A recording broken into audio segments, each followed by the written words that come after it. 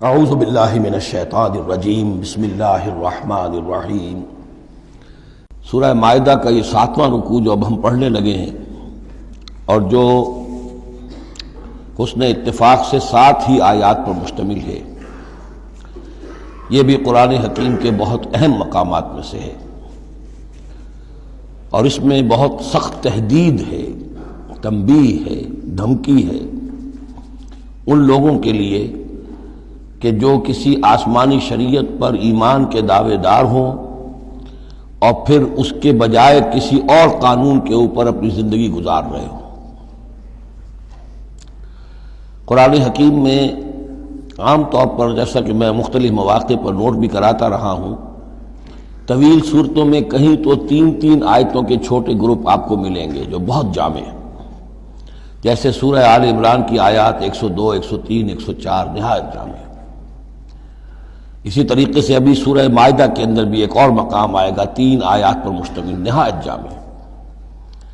کہیں کہیں 7 آیتوں پر مشتمل مقامات ہوتے ہیں جو بہت جامع ہیں، جیسے 7 آیتیں سورہ بقرہ کے 5ویں رکوع کی، کہ بنی اسرائیل سے خطاب میں جو ابتدائی انداز تھا دعوت کا، اس کے ضمن میں وہ بمنزلہ فاتحہ ہے۔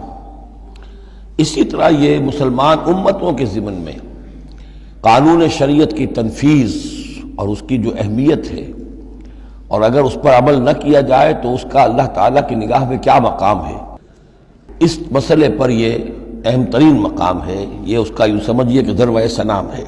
انا انزلنا التوراۃ، ہم نے ہی نازل فرمائی تھی تورات، فیہا ھدی و نور، اس میں ہدایت بھی تھی، نور بھی تھا۔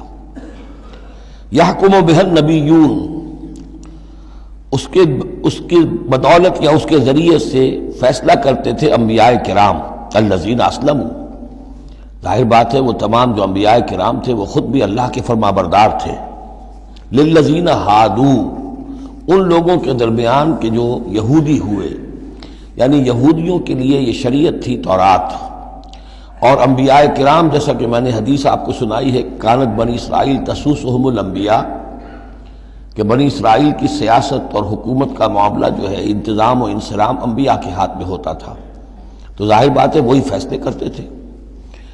یحکم بہا النبیون الذین اسلموا، فیصلے کرتے تھے ان کے ذریعے سے وہ انبیاء کے جو خود اللہ کے فرما بردار تھے یہودیوں کے معاملات میں، اور فیصلے کرتے تھے والربانیون، اور جو ان میں درویش ہوتے تھے، اللہ والے ہوتے تھے، علماء ہوتے تھے، علماء حق، والاحبار، اور علماء، ربانیون کہنا چاہیے زیادہ، اللہ والے، یعنی جو صوفیہ ہمارے ہاں مثلا اولیاء اللہ، اور احبار علماء کے لیے ہے۔ بما استحفظوا من کتاب اللہ، بسبب اس کے کہ ان کو نگران بنایا گیا تھا، ان سے حفاظت طلب کی گئی تھی اللہ کی کتاب کی، یعنی اللہ کی کتاب کی حفاظت کا ذمہ دار بنایا گیا تھا علماء کو کہ تمہیں اس کی حفاظت کرنی ہے۔ وَكَانُوا عَلَيْهِ شُهَدَاءَ، اور وہ اس پر گواہ تھے۔ فَلَا تَخْشَوُا النَّاسَ وَاخْشَوْنِی، تو ان سے کہہ دیا گیا تھا کہ تم اللہ سے مت ڈرو، مجھ سے ڈرو، تم لوگوں سے مت ڈرو، مجھ سے ڈرو۔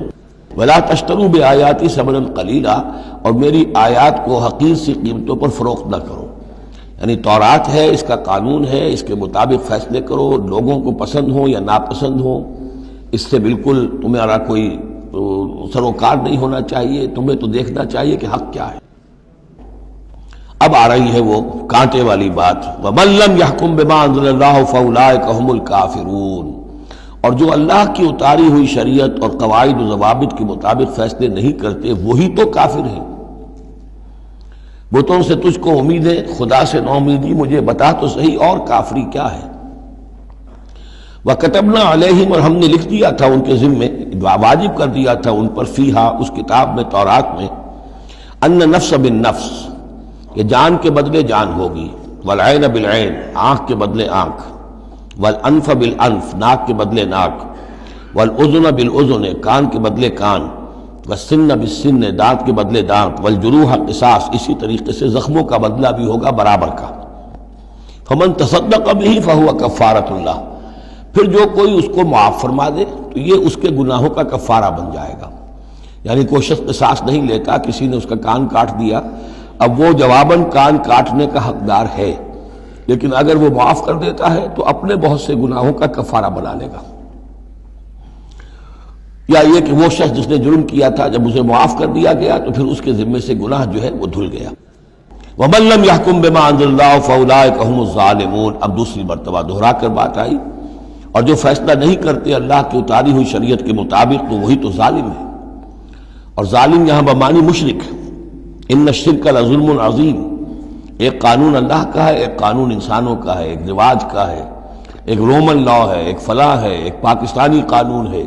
اب آپ فیصلے کس کے تحت کر رہے ہیں؟ اللہ کے قانون کے تحت یا کسی اور کے تحت؟ گویا کہ اب آپ نے اللہ کے قانون کے ساتھ ساتھ کسی اور کے قانون کو مان لیا، یہی شرک ہے. صدق اللہ العظیم.